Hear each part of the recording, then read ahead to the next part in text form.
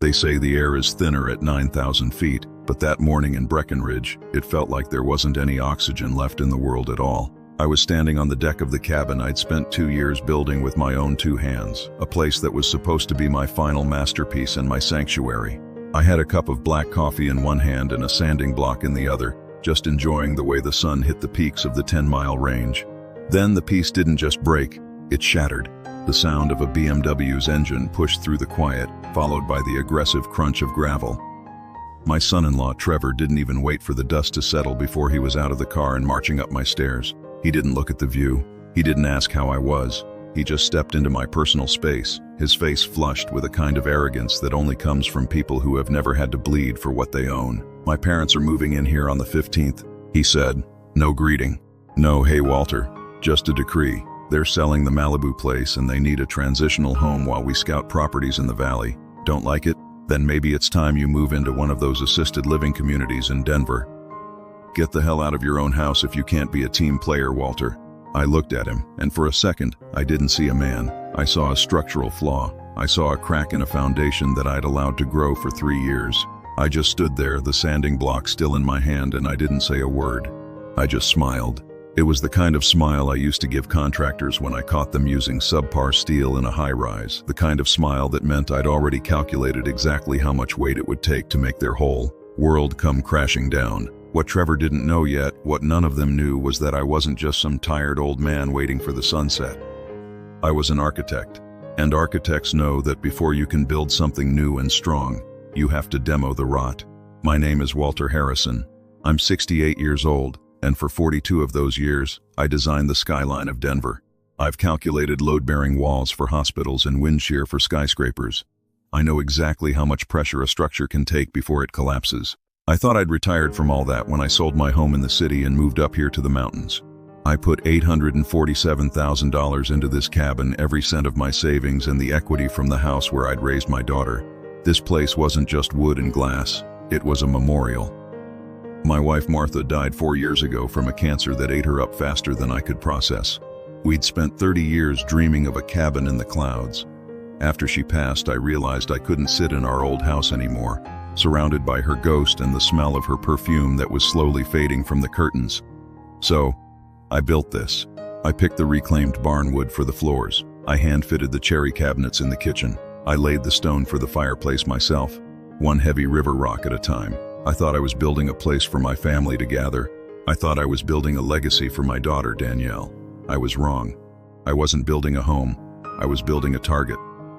Danielle used to be my shadow. When she was 7, she'd follow me into the garage, her pigtails dusty with sawdust, asking me to help her build mansions for the ladybugs.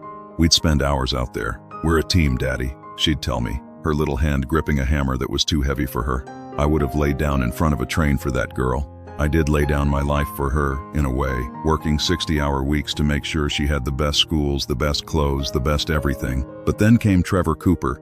He was a senior architect at Alpine Design Group, a firm that specialized in prestige. He didn't design buildings. He designed status symbols. He came from old California money, the kind of money that thinks it's a virtue. When Danielle brought him home 3 years ago, I tried to like him. I really did. But I saw the way he looked at my workshop. I saw the way he winced when I took him out to a local diner instead of some 5-star bistro. Slowly, the girl who used to love the smell of pine and sawdust started to change. It started with little things. She stopped wearing the handmade jewelry I'd carved for her. She started correcting my rough way of speaking in front of Trevor's friends. By the time their wedding rolled around, a $43,000 affair that I paid for while Trevor's parents, Richard and Patricia, sat there like royalty at a charity event for the peasants, I barely recognized her. How quaint, Patricia had whispered loud enough for me to hear as I gave my father of the bride speech. The local architect thinks he's built a kingdom. I'd ignored it then. I'd ignored the snide comments about my cabin being rustic and dated. I'd ignored the way Trevor started talking to me like I was a failing intern instead of a man who'd forgotten more about structural integrity than he'd ever learned. I ignored it because I loved Danielle. I thought if I just stayed quiet, if I was just nice, I could keep my daughter. But standing on that deck, listening to Trevor tell me his parents were taking over my home, I realized I'd already lost her. Trevor didn't stay long after his ultimatum. He had meetings back in Denver. He left me there with the silence and the thin air. I went inside and looked at the dining table I'd built from a 100-year-old oak tree. I remembered the night we'd had the housewarming dinner. Danielle had been so quiet. Trevor had spent the whole night talking about his parents' refined taste and how they were struggling to find a place in Colorado that met their standards. I'd seen the look they exchanged then. I'd seen the way Trevor's eyes scanned my living room, not with admiration, but with the cold calculation of a predator looking at a new territory. I just hadn't wanted to believe it. I didn't want to believe that my own daughter would help him sharpen the knife. I picked up my phone and called Danielle. I wanted to give her one last chance. One chance to tell me that Trevor was out of line, that she didn't know he was going to say those things. "Hey, Dad," she said when she picked up. Her voice sounded tight, rehearsed. "Trevor was just here," I said, my voice as steady as a plumb line. "He said Richard and Patricia are moving in on the 15th. He said I should look into assisted living." There was a long pause on the other end. I could hear her breathing. "Dad, they're family, and they're in a tough spot with the move." We thought, "Well, Trevor thinks the mountain air would be good for them. You have so much extra space and you're always saying how quiet it is. Don't you want to help?" "It's my home, Danielle. I bought it. I built it. Technically, we're all family now, right? Family helps family. Trevor says you're getting older, and maybe having people around would be safer. He's just worried about you." Worried about me. The lie tasted like copper in my mouth. "And you? Are you worried about me, Danielle?" "I just want everyone to get along," she said, her voice rising in that defensive way she'd picked up from her husband. "Why do you have to make everything so difficult? Just let them stay for a few months. It's not like you're using the guest wing for anything. And if I say no?" "Trevor is really firm on this, Dad. He says if you can't be part of the family, then maybe we need to rethink how much time we spend up there, including your grandson's visits." The threat hit me harder than a falling beam. My grandson Leo was the only thing I had left of Martha. He was 5 years old, and he loved the mountains as much as I did. "I see," I said softly. "Good. I'll tell Trevor you're on board. We'll be up next weekend to start moving some of their things into the storage shed. Love you, Dad." She hung up before I could answer. I sat there in the darkening cabin, the shadows stretching across the floorboards I'd polished until they shone. They thought they had me. They thought because I was grandpa, because I was retired, because I was nice, that I would just roll over. They thought they could use my love for my daughter and my grandson to extort the roof from over my head. They forgot who I was. I stood up and walked over to my desk. I opened a drawer and pulled out a set of blueprints, not for a building, but for a business. I'd been keeping tabs on the industry since I retired habit mostly. I knew that Bob Dennis, the owner of Trevor's firm, Alpine Design Group, was looking for a way out. He wanted to retire to Arizona, but he didn't want to sell to a conglomerate that would ruin his name. I looked at the deed to my cabin. I looked at my retirement statements. I looked at the photos of Martha on the mantle. Trevor wanted to play games with property? Fine. I'd spent 40 years winning those games. Richard and Patricia wanted a transitional home? I'd give them one, but it wouldn't be the one they expected. I picked up the phone and dialed a number I hadn't called in years. "David, it's Walter Harrison. I need to set up an LLC, and I need you to find out exactly what Bob Dennis is asking for his firm. Everything. I want the debt, the client list, and the payroll. And David, keep it quiet. I want this to be a surprise." I hung up the phone and walked back out onto the deck. The sun had dipped below the peaks, leaving the sky a deep, bruised purple. The air was getting cold, the kind of cold that bites deep into your bones. I looked down at the gravel driveway where Trevor's car had been just an hour before. I thought about Danielle's voice, the way she'd used my grandson as a hostage. A cold, hard clarity settled over me. "You want my house, Trevor?" I whispered into the wind. "You're going to get exactly what you asked for, and by the time I'm done, you're going to wish you'd never heard the name Harrison." I went back inside and started packing a small bag. I had a meeting in Denver tomorrow, and as I turned off the lights, I didn't feel like a victim anymore. I felt like an architect, and I was about to design the most beautiful collapse Trevor Cooper had ever seen.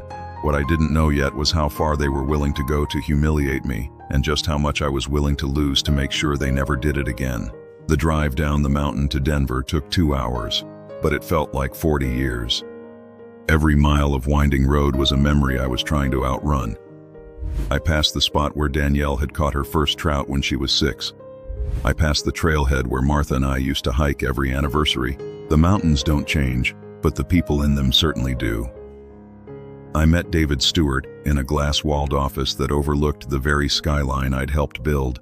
David was younger than me, but he had the kind of legal mind that functioned like a precision laser. He'd handled the contracts for 3 of my biggest commercial projects. He knew I didn't do vague. I did blueprints. "Walter," David said, leaning back in his leather chair. "You look like you've been sleeping in your workshop. What's going on?" I laid it out for him. Not the emotional part. I didn't tell him how my heart felt like it was being squeezed by a hydraulic press every time Danielle looked at me. I gave him the structural data, the cabin, Trevor's ultimatum, the threat to keep me from my grandson. "I want the cabin out of my personal name," I told him. "Transfer it to an LLC, Harrison Mountain Retreats, and I want a rental agreement, a formal, ironclad, 13-page lease." David frowned. "For your daughter?" "For her in-laws," I corrected. "They want to move in? Fine. But they aren't family guests. They're tenants.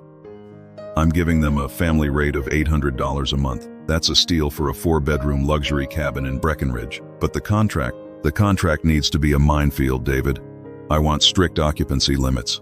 No smoking, no alterations to the structure, quiet hours, and I want the penalty clauses for violations to be astronomical." David's eyebrows climbed toward his hairline. "You're building a cage, Walter." "No," I said, my voice cold. "I'm building a test. If they're as sophisticated and refined as they claim, they'll have no problem following basic rules.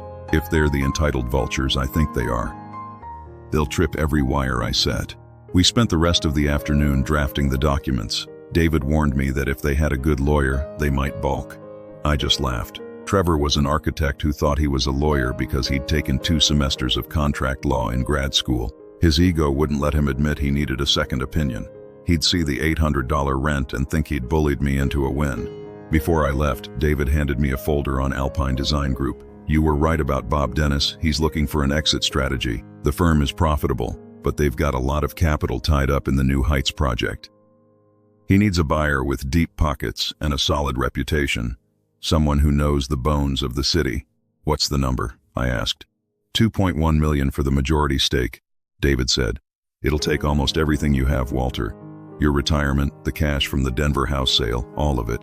You'd be betting your entire life on a firm where your son-in-law is a senior partner." "I'm not betting on the firm, David," I said, tucking the folder under my arm.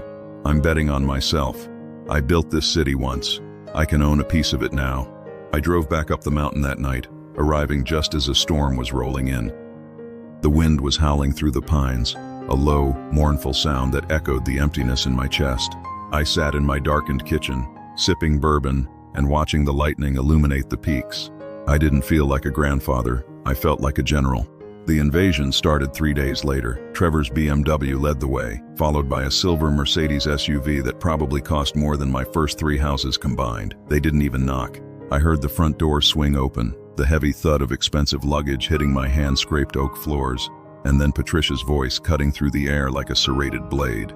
"It's so brown," she said. I was standing in the kitchen, watching them from the shadows of the hallway. "Richard, look at this. It's like living inside a cedar chest. We're going to need to bring in some white linens and maybe paint these walls. It's far too oppressive." "It's rustic, Patty," Richard's voice boomed.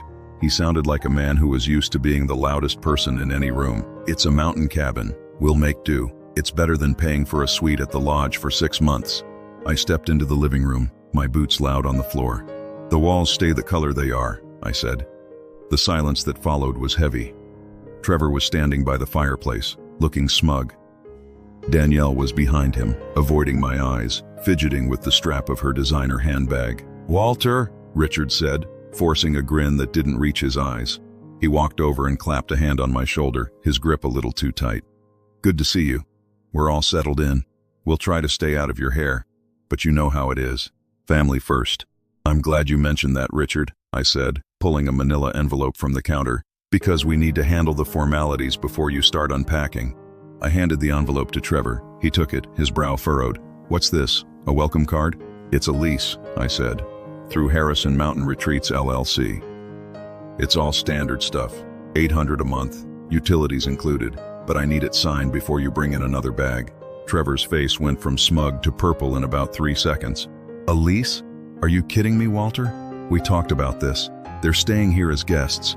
"Actually," Danielle said, "family helps family," I replied. looking directly at my daughter. She finally looked up, her expression a mix of shame and irritation. "And this is me helping.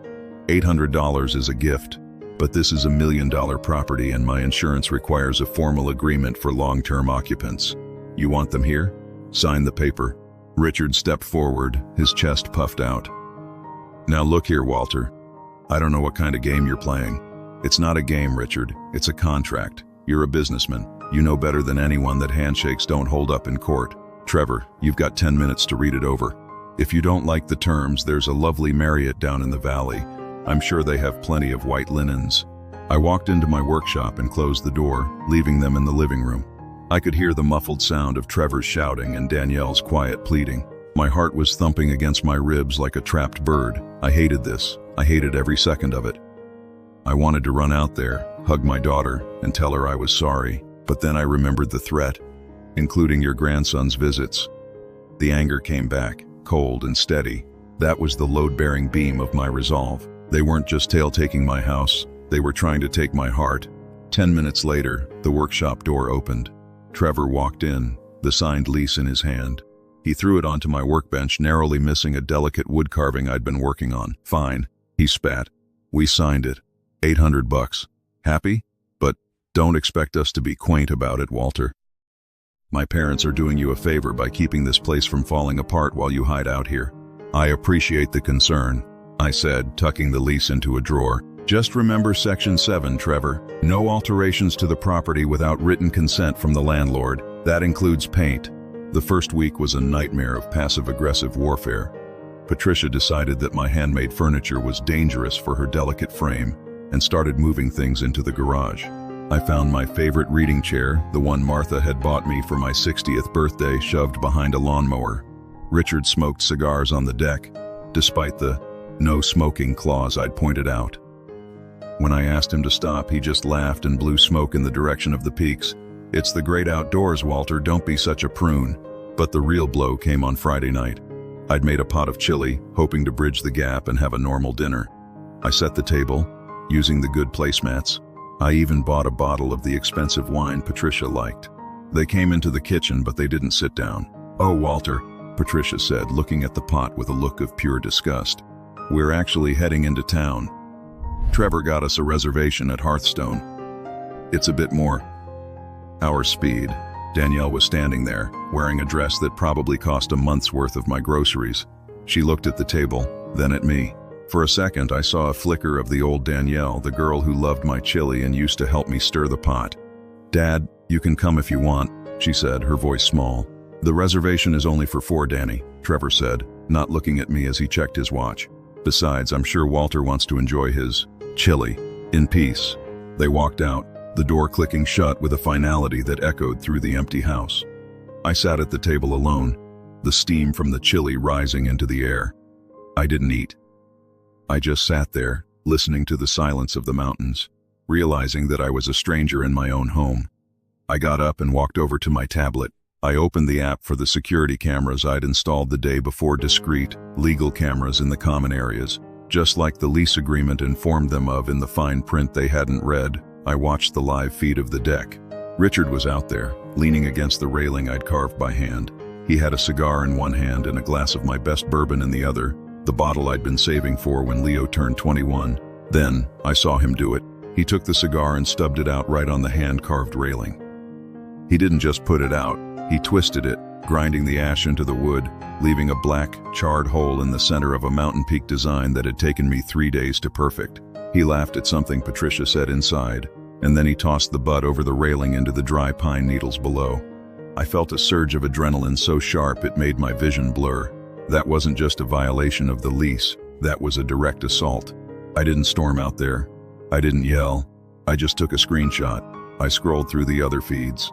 I saw Patricia in the living room, literal paint swatches in her hand. She was holding a bright alabaster white against my natural wood walls. "He'll never even notice," she was saying to the empty room. "We'll just say the light changed." I felt a grim smile spread across my face. They thought they were playing with a retired old man. They thought I was the rustic backdrop to their sophisticated lives. What they didn't know yet was that David had called me right before dinner. The deal with Alpine Design Group was moving faster than expected, Bob Dennis wanted to sign the letter of intent on Monday. I looked at the charred hole on my railing through the screen. "I noticed, Richard," I whispered. "I noticed everything." I picked up my phone and sent a one-word text to David, "Proceed." What happened next was the first sign that I wasn't just defending my house. I was preparing for an eviction that would change Trevor's life forever. But as I watched Danielle walk back into the frame on the camera, looking at the wall Patricia was planning to ruin, she did something I didn't expect. She picked up a pencil and made a small, dark mark on my wall. "Right there," she told her mother-in-law. "That's where the first coat should start." My own daughter. The girl who helped me sand those walls. The air in the cabin felt thinner than ever. I realized then that I wasn't just fighting Trevor and his parents. I was fighting for the soul of my daughter. And if I had to burn the whole world down to show her what she was becoming, then I would. But I didn't know yet that Trevor had a secret of his own, a secret that involved the very firm I was about to buy, and a betrayal that went much deeper than a charred railing. Monday morning arrived with the kind of biting clarity that only a high-altitude frost can provide. I left the cabin before the sun had fully crested the peaks, not wanting to face the occupants of my living room. I told Danielle I was heading to Denver for a consulting gig. I didn't tell her that the gig involved buying her husband's career out from under him. The meeting with Bob Dennis was held in a private club, the kind of place where the walls are thick enough to swallow secrets and the scotch is older than the interns at Alpine Design Group. Bob looked tired. His hands shook slightly as he handed me the full financial audit of the firm. "I'm glad it's you, Walter," Bob said, his voice a gravelly whisper. "The firm needs a steady hand. These younger guys, they're all about the aesthetic, the vibe. They've forgotten that a building's first job is to stay standing." I started flipping through the files, my eyes scanning the data with the speed of 40 years of practice. Everything looked standard until I hit the Heights project, the crown jewel of Alpine's current portfolio. It was a luxury condo development in the foothills, and Trevor was the lead architect. As I dug into the engineering reports, my heart skipped a beat. There was a discrepancy in the soil density tests and the foundation specs. Trevor had signed off on a foundation design that was cutting corners to save $3 million in construction costs. It wasn't just a mistake. It was a gamble with people's lives. "Bob, who did the final sign-off on the Heights foundation?" I asked. "Trevor did." He assured the board that the secondary core samples were within margin. "Why?" I didn't answer right away. I just looked at the signature on the bottom of the report. Trevor's handwriting was bold, arrogant, and utterly reckless. I realized then that the secret Trevor was keeping wasn't just about his ego. He was sitting on a structural time bomb, and he was likely using his parents' move as a distraction, a way to keep me occupied while he tried to bury the evidence before the acquisition went through. I didn't know it yet, but this was the moment the game stopped being about a cabin and started being about survival. I spent the rest of the day in a windowless room with an accountant and a private investigator David had recommended. By 5 o'clock, I had enough information to sink Trevor's career 10 times over, but I didn't want to just sink him. I wanted to see if he'd try to pull me down with him. The drive back to Breckenridge was a blur of calculated rage. When I pulled into my driveway, the sight that met me made my blood run cold. There was a professional painting van parked in front of my workshop. The side door was open, and I could see buckets of alabaster white paint lined up like soldiers on my gravel. I didn't wait to park the truck. I slammed it into park and sprinted toward the house. The smell hit me before I even crossed the threshold. The sharp, chemical scent of primer. I burst through the front door and stopped dead. Patricia was standing in the center of my living room, a roller in her hand. One entire wall, the one I'd built using reclaimed redwood from a 19th century barn, was covered in a thick, sticky coat of white primer. My daughter Danielle was standing next to her holding a tray. "What are you doing?" The words came out as a growl. Patricia didn't even look guilty. She just smiled, a thin, triumphant curve of her lips. "Oh, Walter, you're back early. We decided to surprise you. It was just so dark in here. Now it's finally starting to look like a real home instead of a lumberyard." I looked at Danielle. She was looking at the floor, her knuckles white as she gripped the paint tray. "Dad, it's just paint. We can change it back if you really hate it." "You can't change back 100 years of character, Danielle," I shouted, the volume of my own voice surprising me. "That wood was hand-picked. It was finished with oil, not chemicals. You've ruined it. You've destroyed the integrity of the room." "Walter, don't be so dramatic." Richard's voice boomed from the stairs. He was wearing a tracksuit and holding a glass of wine. "It's a house, not a museum. Trevor said you wouldn't mind. He said you'd probably appreciate the update." It adds value, doesn't it? I walked over to the wall and touched the wet primer. It felt like a wound. Section 7, I whispered. What was that? Richard asked, stepping closer. Section 7 of the lease, I said, turning to face him. My voice was no longer loud. It was the cold, flat tone I used when a project was about to be scrapped. No alterations to the property without written consent from the landlord. Did I give you written consent? Oh, for heaven's sake. Patricia scoffed, waving her roller. It's just a little paint, Walter. We're family. You aren't seriously going to cite a contract over a color choice. It's not a color choice, I said. It's property damage. And it's a direct violation of a legal agreement. I saw Trevor standing in the doorway behind Richard. He looked bored, almost amused. Relax, Walter. My parents are doing you a favor. The place was looking like a hunter's shack. Besides, I'm the architect here. I think I know a thing or two about aesthetics. You're an architect who doesn't respect materials, I said, looking him dead in the eye. And that's a dangerous thing to be, Trevor, especially when you're working on something as big as the Heights project. I saw the flicker of panic in his eyes, just a micro-expression, a quick tightening of the jaw before he smoothed it over with a sneer. I don't know what you're talking about. The Heights is fine. It's going to be the biggest thing in the state. I hope so, I said. Because the higher you build, the harder the fall. The dinner that night was the most humiliating experience of my life. They didn't even acknowledge the paint anymore. They talked over me, around me, and through me. Richard told stories about his days in Malibu, while Patricia complained about the mountain folk she'd encountered in town. Trevor spent the whole meal subtly mocking my career. You know, Walter, architecture has moved on since the 90s. People want light, they want glass. They don't want these heavy wooden caves. You did some good work in your day, but maybe it's time to admit that the world has outgrown your style. Danielle laughed. It wasn't a mean laugh, but it was a complicit one. She laughed at her husband's joke about her father being a relic. I just sat there, eating my cold steak, and I realized they were trying to gaslight me into believing I was senile. They wanted me to feel like a guest in my own life, a burden they were kindly tolerating until I finally faded away. After dinner, I retreated to my workshop. I didn't turn on the lights. I just sat in the dark, surrounded by the smell of sawdust and varnish, the only things in the world that still made sense. I pulled up my laptop and accessed the Alpine Design Group server. As the primary buyer, I'd been given temporary observer credentials for the due diligence period. I started digging into Trevor's personal project folders. What I found next changed everything. It wasn't just the foundation. Trevor had been receiving consulting fees from the contractor on the Heights project, a kickback for signing off on the cheaper materials. It was a clear breach of ethics, and likely illegal. But there was something else. A file titled Harrison Cabin, Plan B. I clicked it open, my breath hitched. It was a set of architectural plans, not for a renovation, but for a complete overhaul of my property. Trevor had designed a matte coffee and glass structure that would require tearing down 70% of my cabin, and at the bottom of the page in the owner box, it didn't say Walter Harrison. It said Trevor and Danielle Cooper. There was a memo attached. Trevor had been consulting with a lawyer about contested competency. He was building a case that I was no longer fit to manage my own affairs, citing my obsessive behavior regarding the cabin and my withdrawal from society.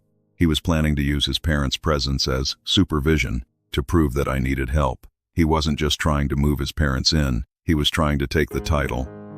He was trying to legally erase me from my own life. I sat there for a long time, the blue light of the screen reflecting in my eyes. The betrayal was so vast, so structural, that I couldn't even feel the pain yet. I just felt the cold, hard logic of the solution. I didn't know it yet, but the paint on my walls was going to be the most expensive mistake Trevor ever made. I picked up the phone and called David. David, change of plans. I don't want to just buy Alpine Design Group. I want to accelerate the closing. I want to be the owner by Friday, and I want you to prepare a very specific set of documents for our tenants. Lessee A. Walter? What happened? They painted the redwood, David, I said, my voice as cold as a mountain grave. And they're trying to build a case that I'm incompetent, so I'm going to show them exactly how an expert manages a project. What are you going to do? I'm going to let them finish the living room, I said. I'm going to let them think they've won, and then I'm going to pull the permit on their entire lives. I hung up and looked out the window toward the main cabin. The lights were on. and I could see the four of them through the glass, clinking glasses, celebrating their new, white living room. They looked so happy, so entitled. I looked back at the screen, at the plan B that involved destroying my home. "Measure twice, Trevor," I whispered. "Cut once." The next morning, I walked into the kitchen and found Patricia already back at it, a tray of Dove Gray for the trim. "Morning, Walter," she chirped. "I hope you slept off that grumpiness." "I did, Patricia," I said with a pleasant smile. "In fact, I've decided you were right. Why stop at the living room? If you're going to do it, you should do the whole floor. Make it a real surprise for Trevor and Danielle." Her eyes lit up with greed. "Really? You don't mind?" "Not at all. In fact, I'll be out of the house all week. You have free rein. Just make sure you do a thorough job. Don't miss a single inch of that old dark wood." I walked out the door, and as I reached my truck, I saw Trevor watching me from the upstairs window. He looked suspicious, but he didn't say anything. He thought I'd finally broken. He thought the old man had finally surrendered. What he didn't know was that I was heading to the bank to liquidate every cent I had left. I was about to buy his world, and then I was going to evict him from it. But as I drove down the mountain, I saw something in my rearview mirror that made me stop. A car was following me, a black sedan I didn't recognize. The game was escalating, and I was starting to realize that Trevor wasn't the only one with a secret. The black sedan didn't follow me all the way to Denver. It peeled off near Silverthorne, but the message was sent. I was being watched. Trevor wasn't just waiting for me to fade away. He was actively monitoring my movements to build his case. He wanted to show that I was erratic, that I was wandering, that I was no longer the steady hand that had once commanded a 100-man crew. But I didn't head to a park to feed pigeons like a confused retiree. I went straight to the boardroom of Alpine Design Group. The closing was set for 10 a.m. Bob Dennis looked like a man who had just been granted a stay of execution. He was shaking as he signed the final transfer of shares. With a few strokes of a pen and the liquidation of my life's work, I became the majority owner of the firm where my son-in-law was a senior partner. "It's yours, Walter," Bob said, sliding the heavy leather folder across the table. "God help you with Trevor. He's been gunning for my seat for months. He thinks he's the future of this company." "Trevor doesn't know the difference between the future and a fantasy, Bob," I said. "And he's about to learn that a foundation built on lies can't support the weight of a single floor." I didn't move into the corner office. Not yet. I had David file a gag order as part of the acquisition agreement, total confidentiality, for 72 hours. I wanted to be back at the cabin when the first blow landed. I wanted to see their faces when the structural integrity of their lives began to fail. When I arrived back in Breckenridge that evening, the cabin looked like a crime scene. The alabaster white hadn't stopped at the living room. They had moved into the kitchen. My custom-made cherry cabinets, wood that I had cured and stained for months, were covered in a thick, uneven coat of Dove Gray. The hardware solid brass that I'd sourced from an estate sale had been tossed into a cardboard box like trash, replaced by cheap, modern brushed nickel handles from a big box store. I stood in the kitchen, the smell of fresh paint making my eyes water. It wasn't just the aesthetic. They had painted over the hinges. They had painted over the grain. It was a butchery of craftsmanship. "Oh, Walter, you're back." Patricia came fluttering in from the deck, a glass of Chardonnay in her hand. She looked at the cabinets and sighed with relief. "Doesn't it look so much more clean? It was so heavy before, so dated. Now it feels like a gallery. Havia." I didn't say a word. I pulled out my phone and started recording. I panned the camera over the ruined redwood walls, the gray cabinets, and the box of discarded brass. "What are you doing?" Patricia asked, her smile faltering. "Documenting the evidence," I said. "Evidence? Walter, don't start this again. We're doing you a favor." Trevor said. "I don't care what Trevor said, Patricia. Trevor doesn't own this house." "I do." "Well, for now," she muttered under her breath, a sliver of the Plan B arrogance slipping through. I didn't take the bait. I walked upstairs to my bedroom, the one place they hadn't touched yet, and locked the door. I could hear them laughing downstairs. I heard the clink of glasses. They were celebrating their victory. They thought they had finally cowed the old man. They thought I was recording because I was obsessive, just like Trevor's legal file suggested. They didn't know I was building a property damage claim that would exceed $30,000. The next morning, I woke up to a text from Danielle. "Dad, can we have lunch?" "Just us." The Blue Stag at noon. I wanted to believe it was an olive branch. I wanted to believe my daughter was coming back to me. When I walked into the restaurant, Danielle was already there. She looked nervous. She kept checking her phone. We ordered, and for the first 10 minutes we talked about my grandson, Leo. She told me he missed the wood shop and wanted to know when I'd help him build his next birdhouse. My heart ached. He can come over anytime, Danny. You know that. I know, Dad, but things are so tense right now. Trevor is really stressed with the Heights project, and he's worried about you. We all are. There it was, the concern. I'm fine, Danielle. I just bought a company. I'm quite busy. She laughed, but it was a sad, pitying sound. Dad, you're retired. You don't have to keep pretending. Trevor told me about the company. He thinks you're having some kind of episode. He said you've been talking about buying Alpine. I haven't been talking about it, I said. I did it. Danielle reached across the table and took my hand. Her palm was cold. Dad, listen to me. Trevor is worried that you're losing touch with reality. He's seen the way you've been acting at the cabin. The leases, the recording people with your phone. It's not normal. He wants you to go see a specialist in Denver. Just a consultation, to make sure everything is okay. I looked at my daughter, the girl I'd raised to be brave and honest, and I saw a stranger. She was being used as a delivery system for a legal ambush. If I go to this consultation, then what? I asked. Then we can put all this behind us, she said, her voice desperate. Trevor said if you just cooperate, we can figure out a way to manage the cabin together. You won't have to worry about the maintenance or the taxes anymore. We'll take care of everything. And the title? I asked. Would I still own it? She looked away. We'd put it in a trust. For Leo. It's for the best, Dad. Before you spend all your savings on things that don't exist. She thought I was crazy. Her husband had spent 3 years slowly convincing her that her father was a flickering candle, and today, she'd finally decided to blow it out. I have to go, I said, standing up. Dad, wait. Trevor is coming over tonight with his parents. He wants to have a family meeting. Please, just listen to him. Don't make this a fight. It's already a fight, Danielle, I said. I'm just the only one who brought a blueprint to the battle. I didn't go back to the cabin. I went to the Alpine Design Group office. It was after hours, but my keycard worked. I walked into Trevor's office. It was filled with awards and framed photos of himself with local politicians. I sat in his chair. It was a high-end ergonomic model that probably cost $2,000. I pulled up the Heights project files on his desktop. I had the admin password now. I wasn't just observing, I was the boss. I found exactly what I was looking for. An email from the contractor, a man named Miller. Trevor, the soil samples in Zone B are a disaster. We need to pile drive at least another 40 feet, or the south wing is going to settle within 5 years. That's another 1.2 million. What do we do? Trevor's reply came 5 minutes later. Ignore it. Use the secondary samples from Zone A and label them as B. I'll sign off. We need to hit the bonus deadline.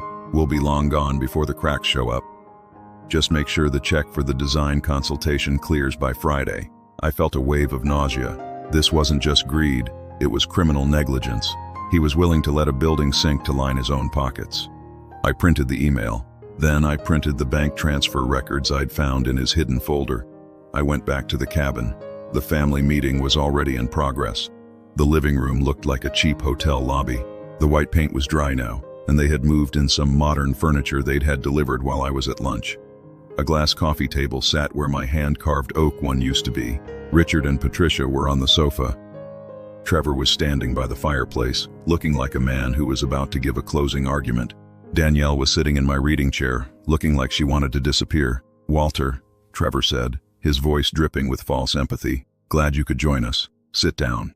I'll stand, I said. Fine. Walter, we've been talking. As your family, we're concerned. The behavior lately, the aggression over the house, the delusions about buying my firm. It's clear that the transition into retirement hasn't been easy on you. We've spoken to a lawyer and we think it's time for a formal conservatorship for your own protection. He held out a set of papers. If you sign these voluntarily, we can keep this private. You can stay in the cabin, of course. My parents will stay on to help manage things. It'll be a peaceful transition. And if I don't? Trevor sighed, the sound of a man burdened by his own kindness. Then we'll have to go to court. We have witness statements. We have documentation of your erratic behavior. It won't be pretty, Walter, and it'll be very expensive for you. I looked at Danielle.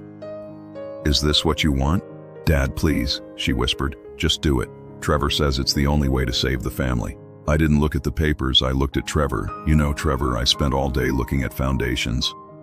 They're the most important part of any structure. If the foundation is rotten, the whole thing is just a monument to failure. What are you talking about? Trevor snapped. Sign the papers, Walter. I have a counteroffer, I said.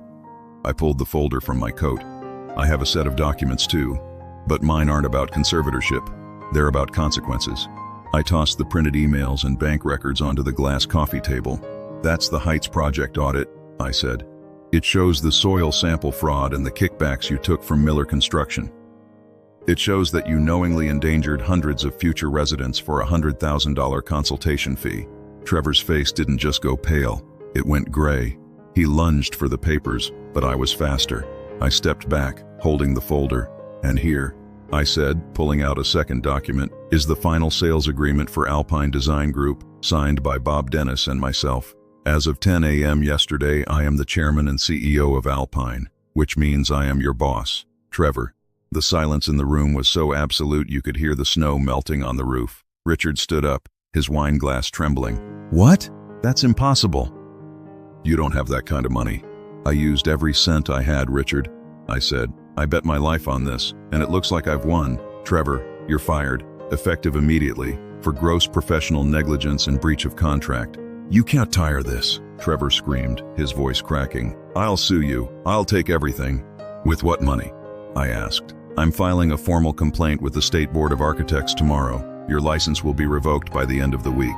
And as for the kickbacks, I'm sure the district attorney will find them very interesting. I turned to Richard and Patricia. And you. You have 1 hour to pack your bags and get out of my dated cabin. If you're not gone by then, I'm calling the sheriff to enforce the eviction clause in the lease you so kindly signed. Walter, please. Patricia wailed. We have nowhere to go. The Malibu house is already sold. There's a Marriott in the valley, I said. I hear they have great white linens. But then, I turned to Danielle. She was staring at Trevor like she was seeing him for the first time.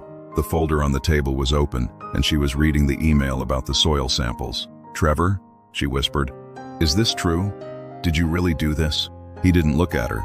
He was staring at me with a look of such pure, unadulterated hatred that I actually felt a chill.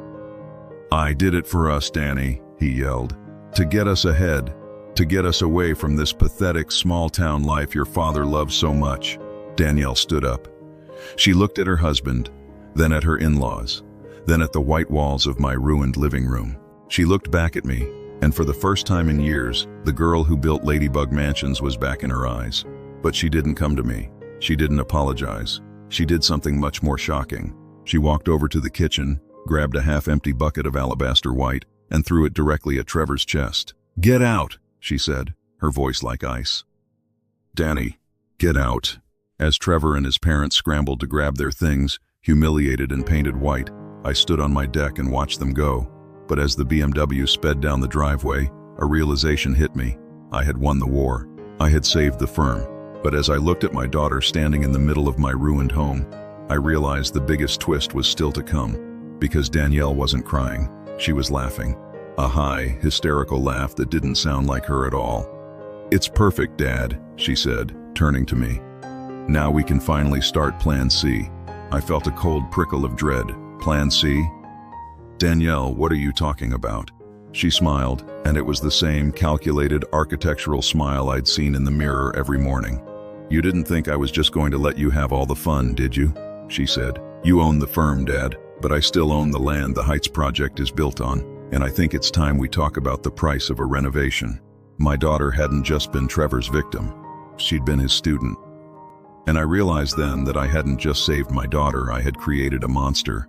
The silence that followed the screech of Trevor's BMW tires was heavier than the storm that had rattled the cabin windows 3 nights ago. I stood on the deck, my chest heaving, looking at the white paint splattered across the floorboards like the blood of a dream I'd spent 40 years building. Danielle was still standing in the kitchen, her hands trembling. But her eyes, God, her eyes were as cold and sharp as a mountain stream in January. Plan C? I asked, my voice barely a whisper. Danielle, what are you talking about? She didn't answer right away. She walked over to the sink, rinsed the white paint from her hands with a clinical precision, and dried them on a towel. Then she turned to me. "Dad, you're a great architect. You understand the bones of a building, but you've always been a bit too sentimental about the skin. You saw Trevor as a villain because he didn't respect your woodwork. I saw him as a liability because he didn't respect the math. You knew?" I felt a surge of vertigo. "You knew he was taking kickbacks? You knew he was falsifying soil samples on the Heights project?" "I suspected," she said, leaning against the gray-painted counter that used to be cherry wood. "Trevor isn't as smart as he thinks he is. He's loud and he's greedy, but he's sloppy. I saw the bank statement 6 months ago. I didn't say anything because I needed to see how deep the rot went. And I needed to make sure that when the collapse happened, I wasn't the one standing under the roof." I took a step back, my hand finding the railing, the one Richard had charred with his cigar. I realized then that while I had been playing a game of checkers over property lines and respect, my daughter had been playing three-dimensional chess with millions of dollars in real estate. "The land, Danielle," I said. "How do you own the land under the Heights project?" She smiled, and for the first time, I saw the ghost of the little girl who used to build birdhouses, but she wasn't building for birds anymore. "Remember the trust you set up for me when I turned 21? The Harrison Legacy Fund? You told me to use it for something that would change my life. You thought I'd buy a house or start a boutique. Instead, I bought a shell company. And that shell company bought the ridge where the Heights is being built, 3 weeks before Alpine Design Group announced the project." My heart hammered. The land under a major development is the ultimate leverage. If the developer doesn't own the dirt, they don't own the building. Trevor, in his infinite arrogance, must have assumed the firm had secured the rights, or perhaps he was so blinded by the kickbacks from the contractor that he hadn't double-checked the title. "Trevor thought Miller Construction had the lease-to-own agreement," she continued. "But the agreement had a clause. It required a clean environmental and structural audit before the title could transfer. With the soil sample fraud you just uncovered, Dad, that audit is now impossible. The land stays with me. And the building. Well, the building is currently an illegal structure sitting on my property." I looked at my daughter and felt a terrifying mixture of pride and horror. She had orchestrated a scenario where her husband was the fall guy, her father was the new owner of a bankrupt-bound firm, and she was the only one holding the keys to the kingdom. "What do you want, Danielle?" "I want a partnership," she said. "You own Alpine. I own the dirt. We fire the contractors, we fix the foundation properly this time, and we finish the Heights as a joint venture. Harrison and daughter. No Trevor, no Coopers. Just us, like it was always supposed to be." I looked at the white walls, the gray cabinets, the modern glass table. I looked at the daughter I thought I'd lost, who was now offering me the very thing I'd dreamed of, a legacy with her. But the price was staggering. She wanted me to help her bury her husband, her marriage, and the last shred of my own moral high ground. I didn't know it yet, but Plan C wasn't a partnership. It was a hostage situation. The next morning, I was back at Alpine Design Group. I didn't feel like the conquering hero. I felt like a man walking into a burning building with a bucket of water. Word of Trevor's firing had spread through the office like a contagion. The staff was huddled in small groups, their faces pale. Trevor wasn't just a partner. He was the face of the firm's most ambitious project. I walked into the boardroom and called an emergency meeting of the senior staff. "Trevor Cooper is no longer with the firm," I announced, my voice booming in the quiet room. "There have been significant irregularities found in the Heights project. We are halting construction immediately." The room erupted. "Walter, we have $40 million in pre-sales," one of the architects shouted. "If we stop now, the lawsuits will bury us." "The lawsuits will bury us anyway if that south wing collapses in 5 years," I snapped. "We are going to do an independent audit. We are going to find every mistake, every shortcut, and every lie, and then we are going to fix it. If we lose the pre-sales, so be it. I didn't buy this firm to build tombstones. I bought it to build homes." I spent 18 hours a day at the office. I lived on black coffee and adrenaline. I sent teams of engineers out to the Heights site with instructions to drill until they hit bedrock. I hired a forensic accountant to trace every dime Trevor had touched. The deeper we dug, the worse it got. It wasn't just soil samples. Trevor had been swapping out high-grade steel for cheaper imports. He'd been skimping on fire suppression systems. He'd turned a masterpiece into a death trap. And every night, I went home to a cabin that felt more like a prison than a sanctuary. Danielle was there every evening, waiting for me with Plan C documents. She was aggressive, cold, and brilliant. She had already contacted 3 new construction firms. She had a marketing plan to rebrand the project. "We need to move fast, Dad," she told me on Thursday night. "If we wait too long, the bank will pull the construction loan, and then even owning the land won't save us." "I'm still waiting on the final engineering report, Danielle," I said, rubbing my tired eyes. "I'm not signing anything until I know if that structure can even be saved." "It can be saved if we throw enough money at it," she said, "and I've already secured a secondary line of credit using the land as collateral." "Without telling me? I'm the landowner, Dad. I don't need your permission to manage my assets." The team she had talked about was starting to feel like a dictatorship. I realized that Danielle hadn't just learned how to be an architect from me. She had learned how to be a steamroller from Trevor. But Trevor wasn't gone, not really. On Friday, I received a package at the office. It was an unmarked envelope containing a single USB drive. I plugged it into my computer, expecting more evidence of Trevor's fraud. Instead, I found a video. It was a recording from a restaurant, not the Blue Stag, but a dark bar in Denver I didn't recognize. The date on the footage was from 3 months ago. In the video, Trevor was sitting with a man I recognized as Miller, the contractor. They were talking quietly, handing folders back and forth. But they weren't alone. Sitting across from them, her face illuminated by the glow of a neon beer sign, was Danielle. She wasn't looking at them with suspicion. She was smiling. She was pointing at the blueprints, her finger tracing the very foundation line that Trevor had eventually falsified. She laughed as Miller handed her an envelope, a thick, padded envelope that she tucked into her purse without a second glance. I felt the room tilt. My daughter wasn't the whistleblower. She wasn't the savvy investor who had outsmarted a corrupt husband. She was the architect of the whole damn thing. The land deal hadn't been a stroke of genius to save the firm. It was a way to ensure that even if the firm went down, she and Trevor would have the ultimate collateral. They had been working together to bleed Alpine Design Group dry before Bob Dennis could sell. Trevor was supposed to take the fall. Danielle was supposed to rescue the firm with her father's money, and together, they would own the project, the land, and the legacy. I sat in the dark office, the video looping on my screen. I saw my daughter's smile, the same smile she'd given me when we were building birdhouses as she took a bribe to endanger hundreds of lives. I'd spent my life savings to save her. I'd evicted Trevor's parents to protect her. I'd destroyed my own peace to give her a future. And she had been the one holding the match the entire time. What I didn't know yet was that Trevor hadn't sent me the video to apologize. He'd sent it as a threat. My phone buzzed. It was a restricted number. "Did you watch it, Walter?" Trevor's voice was raspy, desperate. "You think you're the big hero? You're just the bank. Danielle and I have been planning this since before the wedding. You were always the exit strategy. You buy the firm, you fix the mess with your own money, and then we take you for everything in the partnership agreement she's currently making you sign." "Why are you telling me this, Trevor?" I asked, my voice hollow. "You're throwing her under the bus." "She threw me under the bus first," he screamed. "She threw paint on me, Walter. She humiliated me in front of my parents. She thought she could keep the land and the money and leave me with the criminal charges. But if I'm going down, I'm taking the Harrison legacy with me." "What do you want?"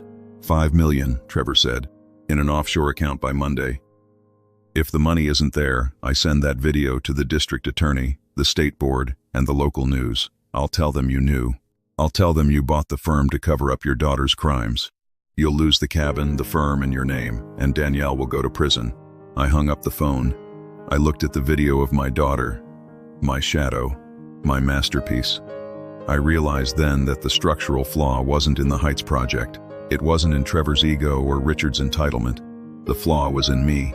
I had built a life on the belief that love could reinforce a rotten core. I stood up and walked to the window. The Denver skyline was glittering, 1,000 lights that I had helped create. I thought about the cabin in Breckenridge, the white paint, the gray cabinets, and the redwood walls that were gone forever. I didn't call David. I didn't call the police. I called Danielle. "Hey, Dad," she said, her voice warm and inviting. "Are you coming home? I have the final partnership contracts ready. We can sign them over dinner." "I'll be there in 2 hours, Danielle," I said. "And make sure you bring that alabaster white paint. I think there's one more wall we need to finish." I hung up and picked up my briefcase. I had 2 hours to decide if I was going to be a father or an architect. And as I walked out of the office, I realized that sometimes the only way to save a building is to let the fire finish what it started. But as I reached my truck, I saw the black sedan again. It wasn't following me this time. It was parked right next to me. The window rolled down, and I saw a man I hadn't seen in 20 years, a man who knew exactly where the bodies were buried in this city. And he was holding a set of blueprints I'd never seen before. "Hello, Walter," he said. "I hear you're in the market for a demolition." Silas Vane was a name that had been whispered in the corridors of Denver's planning department for 30 years. He wasn't an architect, and he wasn't a developer. He was a closer. If a project was stalled by a corrupt union, Silas moved the needles. If a building had a structural secret that needed to vanish into a controlled demolition, Silas was the man with the blueprints and the silence. Seeing him sitting in that black sedan, looking like a piece of granite carved into a suit, made the hair on my neck stand up. "I didn't think you'd remember me, Walter," Silas said, his voice like grinding gravel. "It's been a long time since the Union Station renovation. I remember everyone who knows how to find the weak points in a load-bearing wall, Silas," I replied, leaning against my truck. "Why are you following me? Are you working for Trevor? Or is it Danielle?" Silas let out a dry, hacking laugh. "Trevor Cooper couldn't afford me on his best day, and your daughter, well, she's talented, but she's playing a game that's much larger than she realizes. I'm not working for them, Walter. I'm working for the people who actually own the debt on the Heights project, the people Trevor and Danielle have been stealing from for the last 18 months. I felt the ground shift under my boots. "What are you talking about? You think this is just about some soil samples and a few kickbacks?" Silas leaned out the window, his eyes narrowing. "Trevor and Danielle didn't just buy that land with your legacy fund, Walter. They used it as a down payment for a high-interest loan from a private equity group out of Chicago, a group that doesn't use lawyers to settle disputes. They've been skimming off the top of the construction budget to pay back the interest, but the principal is due next month, $10 million. They don't have it. And since you just bought Alpine Design Group, guess who just inherited that liability?" I had to grip the door of my truck to keep from falling. I hadn't just bought a firm, I had bought a death warrant. Trevor and Danielle hadn't just betrayed me, they had used me as a human shield. They wanted me to buy the firm so that when the Chicago group came to collect, the owner would be an old man with a cabin and a clean reputation, while they vanished into the wind with the land rights and the remaining cash. "Why are you telling me this?" I asked, my voice cracking. "Because I like you, Walter. You're a builder. These two, they're just parasites. And because the people I represent are starting to realize they aren't getting their 10 million. They've sent me to evaluate the assets. That cabin of yours is at the top of the list. They don't care about the redwood or the pigtails and birdhouses. They care about the square footage." Silas handed me a card. "No name, just a number. You have 48 hours before they move from observation to collection. If I were you, I'd stop trying to save the building and start focused on the demolition. Call me when you're ready to pull the pins." He rolled up the window and the black sedan glided away into the Denver traffic. I stood there, surrounded by the towering glass and steel I'd once been so proud of, and I felt utterly, completely small. I had hit rock bottom. Not the rock bottom of a man who lost his money, I'd already made my peace with that, but the rock bottom of a father who realized he had raised a predator. I didn't drive back to the cabin right away. I went to a small, dirty diner on the outskirts of the city and sat in a corner booth. I pulled out Trevor's video again. I watched Danielle's face. I looked for a flicker of hesitation, a moment where she looked at the blueprints and thought about the people who would live in that building. I looked for a moment where she thought about me. I didn't find it. Instead, I found the realization of my own greatest failure. I had taught her how to be an architect, how to look at a space and see what could be, but I had never taught her how to look at a person and see what should be. I had shielded her from the ugliness of the world for so long that she had decided to become the source of it. I picked up the phone and called David Stewart. "David," I said, my voice sounding like it belonged to someone else, "I need you to contact the district attorney's office. I want to turn state's witness on everything. The fraud, the kickbacks, the money laundering, all of it." "Walter, wait," David said, his tone urgent. "If you do that, Alpine Design Group goes into receivership. You'll lose every dime you put into the acquisition. You'll lose the cabin. You'll lose your license." "I've already lost the cabin, David. It's painted alabaster white, and it's covered in the grease of a $10 million debt. And as for my license, a man who can't see the rot in his own home has no business designing houses for anyone else. Just do it. But I need you to hold the filing until tomorrow morning. I have one more dinner to attend." The drive back to Breckenridge was the longest 2 hours of my life. The sun was setting, casting long, bloody shadows across the snow. When I pulled into the driveway, the cabin was lit up like a stage. It looked beautiful from the outside, a perfect mountain retreat. but I knew the foundation was gone. I walked inside. The smell of roasting lamb filled the air. Danielle was in the kitchen, wearing an apron, a glass of red wine in her hand. She looked like the picture of domestic bliss. Trevor's parents were gone, their luggage vanished, and the house was quiet. "Dad, you're just in time," Danielle said, coming over to kiss my cheek. She smelled like rosemary and expensive perfume. "The lamb is resting. I've got the contracts on the table. Once we sign these, we can finally breathe again. We'll be a team again, Daddy." I looked at the table. The partnership agreement was waiting.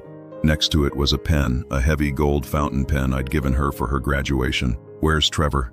I asked. "He's at a hotel in the valley," she said, her voice dismissive. "He's too much of a mess to be here. Honestly, Dad, after I saw those emails you found, I realized I can't be with a man like that. I'm filing for divorce. I'm going to take the land, we're going to take Alpine, and we're going to leave him in the dust where he belongs." She was still playing me. Even now, with Trevor's video in my pocket, she was trying to convince me she was the victim. She was willing to discard her husband just as easily as she'd discarded my redwood walls, as long as it meant she stayed on top.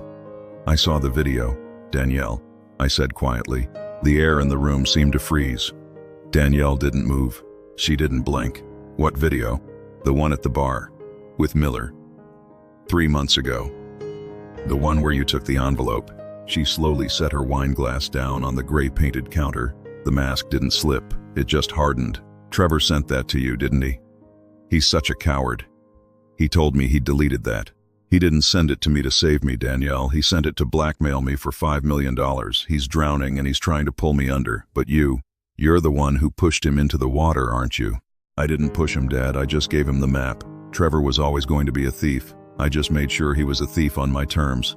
She stepped toward me, her voice dropping an octave. "Don't be a martyr, Walter. So what? We took some money from a project that was going to be over budget anyway. We bought the land to protect ourselves. It's how the world works. You were just too traditional to see it. I was too traditional to think my daughter would build a death trap for families," I said, my voice trembling with a rage that felt like it might snap my ribs. "I saw the engineering reports, Danielle. You knew the steel was subpar. You knew the foundation was a gamble." "It's a calculated risk," she shouted, finally losing her cool. "Everything in life is a calculated risk. You risked your whole life on this cabin, and look where it got you. You're an old man sitting in a white room, clutching a sanding block while the world passes you by." I looked at the walls, the alabaster white, the dove gray. "You're right," I said, my voice suddenly very calm. "I did risk everything on this cabin. I built it to be a sanctuary for a family that didn't exist. I built it as a monument to a love that you've turned into a weapon." I walked over to the table and picked up the gold pen. Danielle's eyes lit up with a predatory gleam. She thought she'd won. She thought the old man was going to sign the legacy over after all. "Sign it, Dad. Let's finish this." I didn't sign the contract. I turned to the wall, the beautiful ruined redwood wall, and I used the gold pen to write 3 words in large black ink right across the white primer. "Condemned by owner." "What are you doing?" Danielle screamed, rushing toward me. "I'm performing a demolition," I said. I pulled my phone out and hit send on a pre-written email to Silas Vane. Then I looked at my daughter. The district attorney has the video. They have the soil samples. They have the bank records. And David is filing the papers as we speak. "You're going to go to jail too, Walter," she hissed, her face contorting into something unrecognizable. "You bought the firm. You're the CEO. You're responsible for the heights now." "I know," I said. "And as CEO, I've just issued a voluntary surrender of the firm's assets to the state. I'm liquidating everything to create a victims' compensation fund. The firm is gone. The project is gone. And since I'm the one who reported it, I might get a few years in a minimum security cell. But you and Trevor, you're going to the big house, Danielle, and the Chicago group. I think they're going to want their $10 million back." I told Silas where he could find the title to the land. The color drained from Danielle's face. The mention of the Chicago group, the real monsters in the shadows, finally broke through her arrogance. You gave the title to the Chicago group?" "I gave them the truth," I said. "And in that world, the truth is the only thing more expensive than a life." I walked out of the cabin, leaving the smell of roasting lamb behind. I didn't take a bag. I didn't take a photo. I just walked out into the cold mountain night. I stood by my truck and watched the lights of the cabin flicker. I didn't know it yet, but the final twist wasn't about the money or the jail time. It was about what I saw in the woods just as I was about to drive away. A pair of headlights was coming up the road. Not a BMW, not a sedan. It was a sheriff's cruiser. But they weren't there for Danielle. They were there for me. And as the deputy stepped out of the car, his face grim, I realized that Trevor had one more card to play, a card that would prove that in a house built on lies, no one gets out alive. The hardest thing about being an architect, I thought as the handcuffs clicked into place, isn't designing the structure, it's knowing when to let it fall. The cold steel of the handcuffs biting into my wrists felt strangely solid, a physical reality in a world that had become a hallucination of white paint and betrayal. The deputy didn't look at me with the respect I'd spent 40 years earning in this county. He looked at me like I was a problem to be hauled away. "Walter Harrison, you're under arrest for the misappropriation of corporate funds and the intentional falsification of engineering records," the deputy said, his voice flat. "I'm the one who reported the fraud," I said, my voice sounding distant even to myself. "That's not how the statement reads, sir. Mr. Cooper provided the authorities with a set of internal memos from Alpine Design Group. Memos signed by you dated 3 weeks ago, authorizing the material swaps on the Heights project to recoup the acquisition costs of the firm." I felt the air leave my lungs. Trevor hadn't just sent the video to blackmail me. He'd spent the last 48 hours manufacturing a digital paper trail that made it look like I was the mastermind. He'd used my own observer credentials, the ones I'd used to try and save the firm, to backdate authorization for every crime he'd committed. He was making it look like the old man had bought the firm specifically to gut it and cover the tracks. As they led me to the cruiser, I saw Danielle standing on the porch. The alabaster white of the cabin glowed behind her like a funeral shroud. She didn't look shocked. She didn't look sad. She just looked calculating. She watched them put me in the back of the car, and for a split second, she adjusted her hair, a small, vanity-filled gesture that told me everything I needed to know. She wasn't going to prison with Trevor. She was going to be the innocent victim who testified against her mentally unstable father. The night in the Summit County Jail was a descent into a basement I never thought I'd visit. The walls were cinder block, painted a nauseating shade of institutional green. I sat on a thin cot, listening to the hum of the fluorescent lights, and I realized I had built buildings for 40 years, but I'd never understood what it meant to be truly enclosed. But architects don't just see walls, we see the way they're joined. I spent the night deconstructing Trevor's frame job in my head. He was sloppy. He was always sloppy. If he'd backdated those memos, he'd have used the office server. And the office server had a physical backup drive that mirrored every keystroke in real time, a system Bob Dennis had installed after a minor hack 5 years ago. Trevor didn't know about the physical drive, he only knew about the cloud. The next morning, David Stewart was waiting in the visitor's room. He looked like he'd aged a decade overnight. "It's bad, Walter," David whispered through the glass. "The DA has the memos. They've frozen your accounts. They're calling it a predatory acquisition. They think you bought the firm to use its insurance bonds to pay off the debt Danielle owes to the Chicago group. I need you to go to the Alpine office, David," I said, my voice low and steady. "Don't go to the server room. Go to the janitor's closet on the 4th floor. Behind the secondary fuse box, there's a locked steel cabinet. It's the physical mirror drive. It's not on the network. It records the local IP addresses for every signature. If Trevor used my credentials from his home office or the hotel, that drive will prove the signatures didn't come from my machine." David's eyes sharpened. "And if he was smart enough to use your office computer, then we look at the timestamps. I was in Breckenridge with a painting van in the driveway when those memos were allegedly signed. I have the security footage from the cabin deck to prove I was holding a sanding block, not a mouse." David nodded, a glimmer of hope returning to his face. "I'll get the drive. But Walter, there's something else." Silas Vane called me. He said the Chicago group isn't waiting for the legal process. They've moved into the cabin. My heart stopped. "What do you mean, moved in?" "They've taken possession of the collateral. Danielle is still there. She thinks she's negotiating with them, but Silas says they don't negotiate with landowners who have no leverage. They're looking for the 10 million, and they think you have it hidden in your wife's estate." The realization hit me like a sledgehammer. Martha's estate wasn't just the cash I'd used to buy the firm. Martha had a small collection of heirloom jewelry and a series of classic stock certificates from her grandfather that were physically stored in a floor safe under the workshop. It was worth maybe 300,000, nowhere near 10 million, but in the eyes of desperate men, it was a start. "Get me out of here," David, I hissed. Bail, a bond, I don't care. Use the deed to the workshop, it's on a separate parcel from the cabin. Just get me to that mountain. It took 6 hours and a sympathetic judge who had once lived in a house I'd designed to get me released on a personal recognizance bond. The moment I stepped out of the courthouse, I didn't wait for a ride. I took a cab to a rental lot, grabbed the most rugged truck they had, and drove toward the peaks. The sun was dipping low again as I reached the turnoff for my road. I didn't see the black sedan this time. I saw 3 identical black SUVs parked in my driveway, blocking the entrance. I didn't stop. I drove the truck through the ditch, bypassed the SUVs, and slammed to a halt right in front of my workshop. The front door of the cabin opened. Silas Vane stepped out, but he wasn't alone. 2 men in heavy coats stood behind him, and between them, looking terrified for the first time in her life, was Danielle. Her face was bruised, and her alabaster white sweater was stained with dirt. "Walter," Silas said, stepping onto the deck. "You're just in time for the final walkthrough." I stepped out of the truck, my hand sliding into my pocket where I'd tucked a heavy brass plumbing wrench I'd grabbed from the rental office. "Where's Trevor?" "Trevor tried to run with the consultation fees," Silas said, gesturing toward the back of the cabin. "We found him at the airport. He's currently explaining the banking codes to my associates in the cellar. But the numbers don't add up, Walter. We're still short about 9.5 million. "I don't have your money, Silas," I said, walking toward the workshop. "And neither does she." "Dad, help me," Danielle sobbed, reaching out toward me. One of the men grabbed her arm and yanked her back. "She told us about the safe, Walter," Silas said. "The one under the floor. She said that's where the real Harrison legacy is." "Why don't we go take a look?"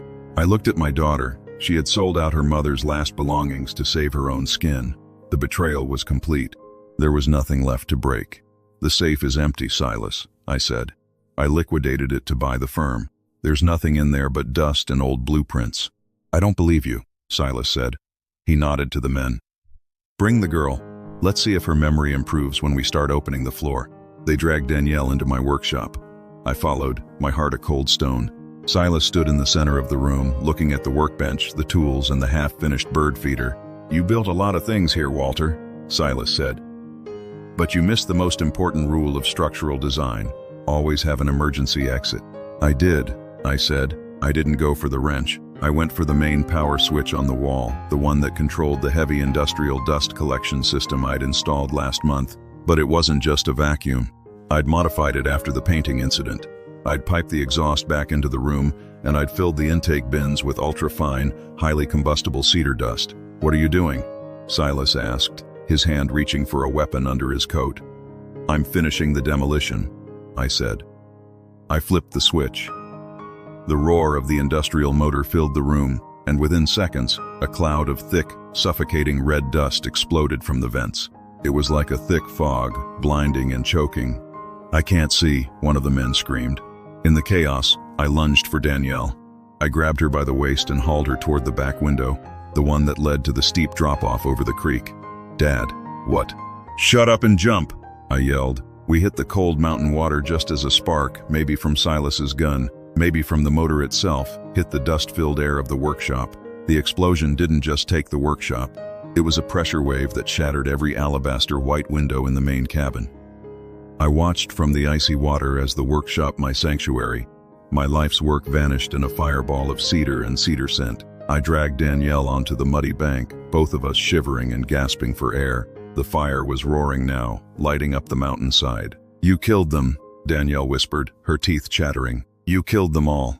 "No," I said, looking up as the sirens began to wail in the distance. "I just cleared the site. Silas and his men are professionals. They were out the door before the fire hit the bins. But Trevor? Trevor was in the cellar."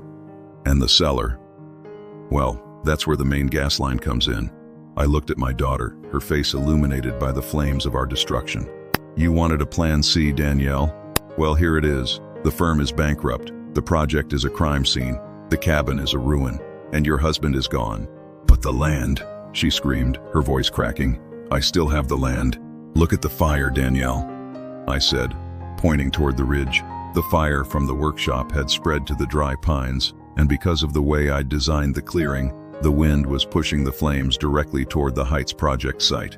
Within minutes, the wooden framing of the illegal structure was catching. The millions of dollars in stolen steel and fraudulent concrete were being warped by a heat that no soil sample could ignore. The land is a scorched earth policy now, I said.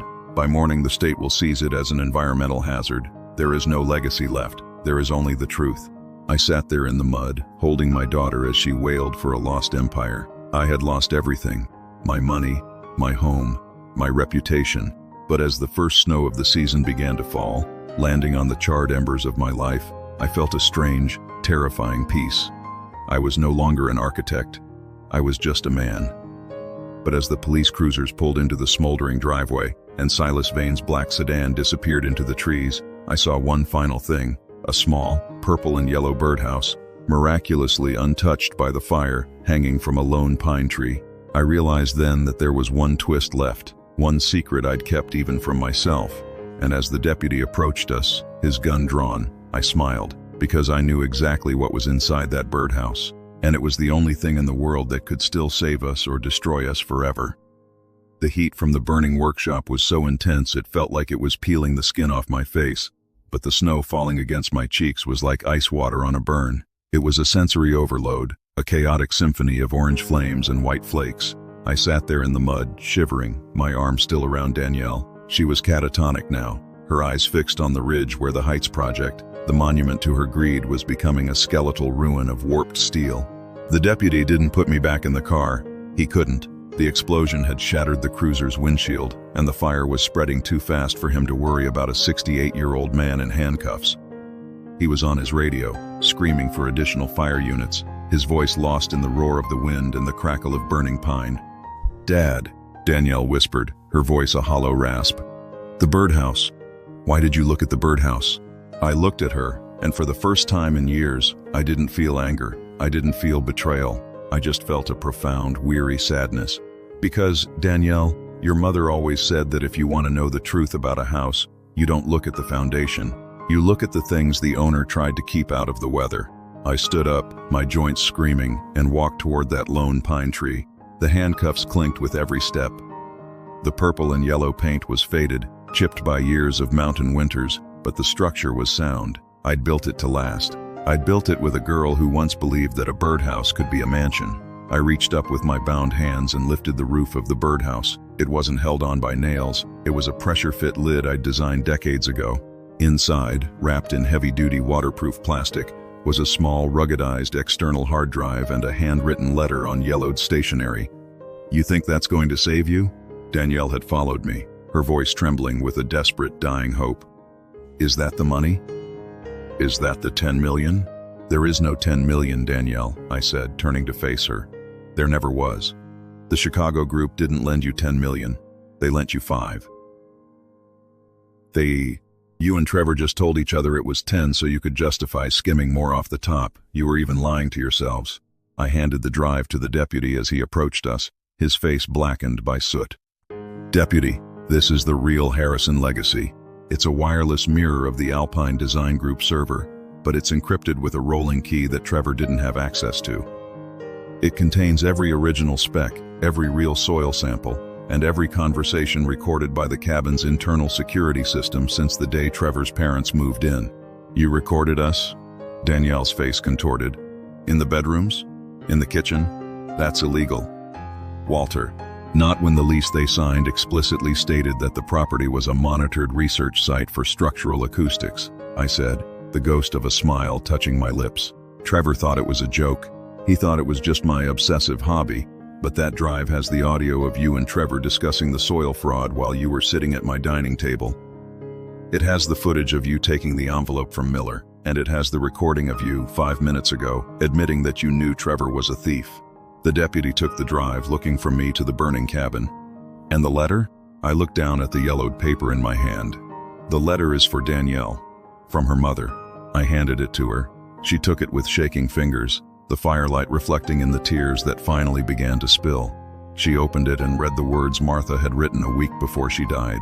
"To my dearest Danielle, if you are reading this, it means your father has finally shown you the birdhouse. He didn't want to. He wanted to believe that the girl who painted these walls purple would never need to see what's inside. But I knew you, my sweet girl. I knew you had my ambition and your father's eye for the gap. I knew that one day You might try to build a life that was too heavy for your soul to carry. The money your father gave you wasn't just a gift. It was a test. He wanted to see if you'd build a home or a fortress. If you've reached this point, it means the fortress has fallen. Don't hate him for the ruins, Danielle. An architect's greatest act of love isn't the building he creates, it's the one he destroys to keep his child from being buried alive. Come home, sweetheart. Even if home is just a pile of ash, your father is the only foundation that will never crack. Danielle dropped the letter. She fell to her knees in the snow, her sobs finally breaking through the ice of her arrogance. She wasn't a partner anymore. She wasn't a landowner. She was just a daughter who had realized too late that she'd traded a diamond for a handful of gravel. The rest of the night was a blur of blue lights and black smoke. The fire departments managed to save the shell of the cabin, but the interior, the alabaster white walls, the gray cabinets, the modern furniture, was gutted. The workshop was a crater. The Heights project was a blackened skeleton on the ridge, a multi-million-dollar monument to a crime that would never be completed. Trevor was found in the cellar. He had survived the gas explosion by huddling in the reinforced wine vault, the one his parents had insisted on installing. It was the only thing in the house he'd actually built to code, and it ended up being his prison until the firefighters cut him out. He was arrested on the spot, his face covered in soot, his expensive suit in tatters. He didn't look like a senior architect. He looked like a man who had finally run out of luck. The legal fallout took a year. Because I had been the one to provide the evidence, and because I had voluntarily liquidated Alpine Design Group to pay for the initial cleanup and the victims' fund, the district attorney agreed to a plea deal. I served 6 months in a minimum security facility for negligent oversight. It was a small price to pay for a clean conscience. Trevor wasn't so lucky. Between the fraud, the kickbacks, and the attempted blackmail, he was sentenced to 15 years. His parents, Richard and Patricia, were forced into a humiliating bankruptcy after the Chicago Group's associates made it clear that the debt followed the bloodline. They ended up in a small 2-bedroom apartment in a suburb of Phoenix, the kind of dated place Patricia used to mock. And Danielle? She didn't go to prison. The evidence showed she was a participant, but my testimony and Martha's letter, which the DA allowed as a character reference, resulted in a suspended sentence and 5 years of intensive probation. She lost her professional standing, her land rights, and her husband. But she didn't lose me. 6 months after I was released, I stood on the deck of the cabin. It wasn't white anymore. I'd spent every day of my freedom stripping the charred wood, sanding the redwood back to its original glory. It took months. My hands were calloused, my back ached, and I was broke. I was living on a small social security check and the kindness of old colleagues who still remembered the man I used to be. But the cabin smelled like pine again. I was working on the railing, the peak design that Richard had charred, when I heard the sound of a car. It wasn't a BMW. It was a beat-up old truck, the kind a person buys when they're starting over. Danielle got out. She wasn't wearing designer clothes. She was wearing work boots and a flannel shirt. She looked tired, but she looked real. She was carrying a small box of tools. "Need some help, Dad?" she asked, her voice steady. I looked at her, and then I looked at the purple and yellow birdhouse, which I'd moved to a post right next to the front door. "The railing is almost done, Danielle, but the kitchen cabinets still need a lot of work. They're covered in dove gray and it's a nightmare to get off." She walked up the stairs and stood next to me. She looked out at the mountains, the same peaks that had watched us build and destroy and rebuild again. "I don't mind the work," she said. "I think I'm done with shortcuts." We worked in silence for 3 hours. The only sounds were the rhythmic scrape of the sandpaper and the distant call of a blue jay. It wasn't the peace I'd imagined when I first retired. It was something harder, something more earned. As the sun began to set, painting the mountains in gold and amber, Danielle stopped and looked at the birdhouse. "You know, Dad," she said, wiping a smudge of sawdust from her forehead, "you were right. The foundation is important, but it's the person who lives inside that determines if the house stands." "I'm glad you finally read the blueprints, sweetheart," I said. We went inside and made a simple dinner of chili. We sat at the oak table, the one I'd managed to save from the fire, and we talked about the future. Not about real estate or Plan Cs. We talked about Leo, who was coming up for the weekend to help us plant new pines on the scorched ridge. I realized then that revenge is a lot like a demolition. It's loud, it's messy, and it leaves a lot of smoke. But if you do it right, it clears the ground for something that can actually grow. I'm Walter Harrison. I'm 70 years old. I have no money. My reputation is a whisper of what it was, and my house is a work in progress.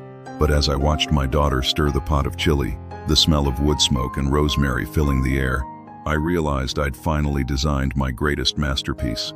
I'd built a family that could survive the truth. The lesson I learned in these mountains is one that every architect should know, but few ever master. You can't renovate a heart that's built on a lie. You have to tear it down to the dirt and start over. It's painful, it's expensive, and it takes longer than you think. But when the sun hits those peaks in the morning, and you're standing in a room that finally smells like home, it's worth every single splinter. Do you think a second chance is something that can be built, or is it something that has to be grown from the ashes?